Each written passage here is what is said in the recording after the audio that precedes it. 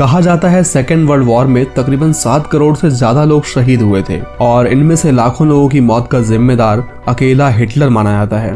1945 में जर्मनी की हार हुई और वर्ल्ड वॉर खत्म हुआ, लेकिन हिटलर किसी के हाथ नहीं लगा और उससे जुड़ी हुई कई रहस्यमयी अफवाहें उड़ने लगी और इसी पर आधारित है आज की ये कहानी। मूवी की शुरुआत में हम एक महिला को देखते हैं जिसका नाम एना मार्शल होता है। वो अपने घर पर अपने डॉग के साथ अकेली थी।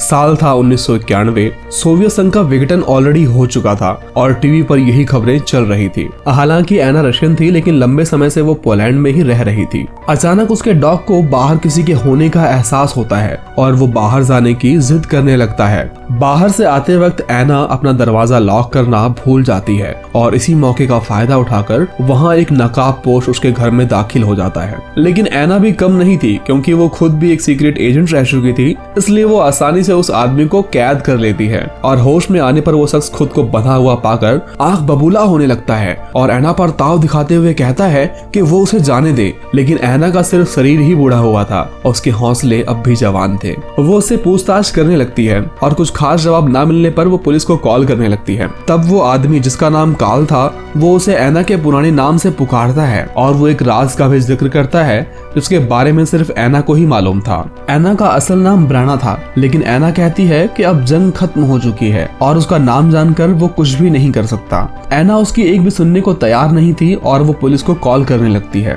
लेकिन तभी वो एक रहस्यमयी ताबूत का जिक्र करता है जिसकी खबर किसी को नहीं थी। वो उसे बताता है कि उसे एक बूढ़े ने यह बताया था कि तुम वर्ल्ड वॉर के आखिरी दिनों में सोवियत आर्मी के साथ एक खुफिया मिशन पर बर्लिन गई थी, जिस मिशन पर तुम्हें और तुम्हारी टीम को एक ताबूत को मॉस्को तक लेकर जाना था। कार्ल उसे सच्चाई बताने को कहता है, लेकिन एना उसके फेस पर एक पाउडर फेंक देती है जिससे वो पैरालाइज्ड हो जाता है और वो कहती है कि मेरी कहानी सुनने के लिए तुम्हारा इस हाल में रहना बेहद जरूरी है। इसके बाद हम वॉर के दिनों का सीन देखते हैं जहां एना का असल नाम ब्राना था और उसकी टीम में 2 कैप्टन के साथ कुछ और साथी भी थे जो उसे खुफिया तरीके से इस मिशन को अंजाम दे सकें। लेकिन उन्हें ये तक मालूम नहीं था कि उस ताबूत में आखिर ऐसा क्या है जिसे प्लेन से ले जाना पॉसिबल नहीं है। और साथ ही मिशन के दौरान उन्हें ऑर्डर्स मिलते हैं कि वो किसी से भी कांटेक्ट नहीं कर सकते। अपने सफर पर निकलने के बाद जब भी उनकी टीम आराम करने के लिए रुकती है, वो ताबूत को गाड़ दिया करते हैं ताकि दुश्मन का हमला होने पर भी वो ताबूत किसी के हाथ न लगे। और इतनी सुरक्षा को देखकर सभी सैनिकों के मन में ये उत्सुकता आती है कि आखिर इस ताबूत में ऐसा क्या है, लेकिन कर्नल का आदेश था कि कोई भी उसे खोल नहीं सकता। अब कई दिनों तक ये सफर यूं ही चलता रहा। एक जगह जब वो आराम करने के लिए रुकते हैं, तभी ब्राना एक बहुत डरावना सपना देखती है और उसकी आंख खुल जाती है। यह देखकर माइकल उससे कहता है कि तुम भी मेरी तरह सोना ही छोड़ दो, तुम्हें डरावने सपने आने बंद हो जाएंगे। अगली सुबह वो ताबूत को निकालकर फिर से मिशन पर निकल पड़ते हैं, लेकिन पोलैंड पहुंचने से पहले ही उन पर कुछ लोग हमला कर देते हैं जिसमें कर्नल की जान चली जाती है और उन पर हमला करने वाले कुछ स्नाइपर थे। और आखिरकार कड़ी मशक्कत के बाद वो स्नाइपर दुश्मन को मारकर अपनी गाड़ी में डाल लेते हैं। ब्राना अपनी टीम से कहती है कि फौरन हमें यहाँ से निकलना होगा क्योंकि खतरा अभी टला नहीं है।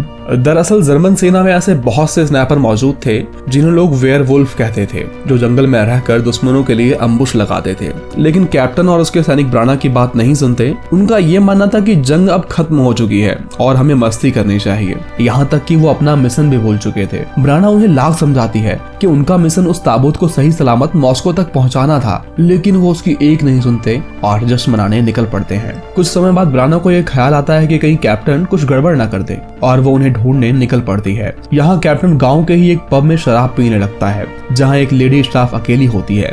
कैप्टन और उसके साथी नशे में धुत होकर उस लड़की के साथ बदतमीजी करने लगते हैं। वो बचकर वहां से निकलना चाहती थी, तभी कैप्टन वहां आकर उसके साथ जबरदस्ती करने लगता है। ठीक उसी वक्त ब्राना वहां पहुंच जाती है। वो उस लेडी को तो बचा लेती है, लेकिन कैप्टन से उसकी बहस हो जाती है और कैप्टन नशे की हालत में ब्राना को अपना शिकार बनाने लगता है। लेकिन तभी वहां लूकस नाम का एक आदमी आता है जो ब्राना को कैप्टन से बचाता है। लूकस उन्हें बताता है कि वो वहां का ही रहने वाला है और उनकी आवाज सुनकर वो उसे बचाने यहाँ आया है। तभी उन्हें वहां गोली चलने की आवाज आती है। अंदर जाने पर वो देखते हैं कि किसी ने वहां जहरीली गैस का हमला कर दिया है और कैप्टन के साथियों को मार डाला है। लूकस उन्हें बताता है कि ये काम वेयरवुल्फ का है जो जंगल में रहकर नजर रखते हैं और उनका हमला करने का तरीका कुछ ऐसा ही है। वो ऐसी गैस का इस्तेमाल करते हैं जिससे इंसान को भ्रम होने लगता है और वो खुद ही खुदकुशी करने लगते हैं। तभी ब्राना को माइकल और अपने बाकी साथियों का ख्याल आता है जिन्हें वो जंगल में छोड़ आई थी, लेकिन जब तक वो यहाँ आते बहुत देर हो चुकी थी।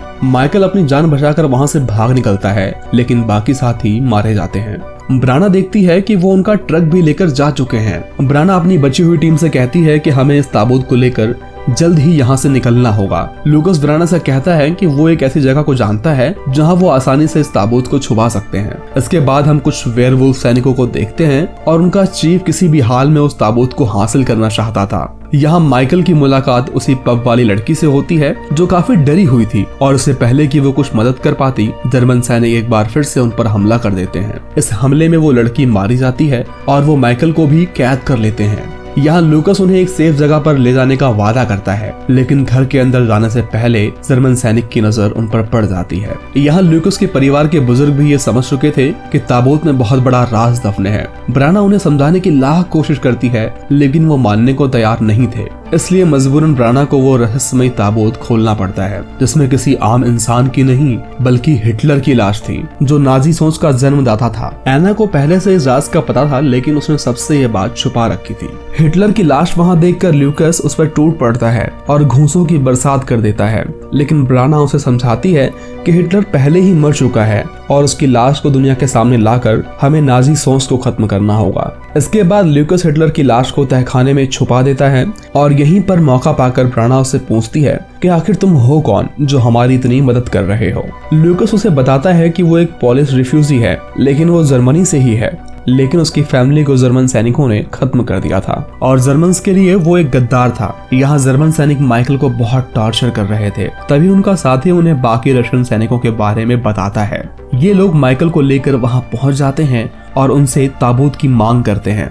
ब्राना और उसके साथी घर के सभी दरवाजे और खिड़कियां बंद कर देते हैं और ब्राना दुश्मन कैप्टन पर गोली चलाती है, जिससे मौका पाकर माइकल भी उनसे लड़ने लगता है और दोनों तरफ से अंधाधुंध गोलीबारी होती है और जर्मन्स यहाँ घर के अंदर घुसने की कोशिश करते हैं। तभी ब्राना का कैप्टन जर्मन से ही सौदा करने निकल पड़ता है और वो उन्हें हिटलर की लाश का ठिकाना बता देता है। इसके बाद जर्मन्स पूरे घर को जला देते हैं, लेकिन माइकल बाकी साथियों के साथ वहां से निकल जाता है।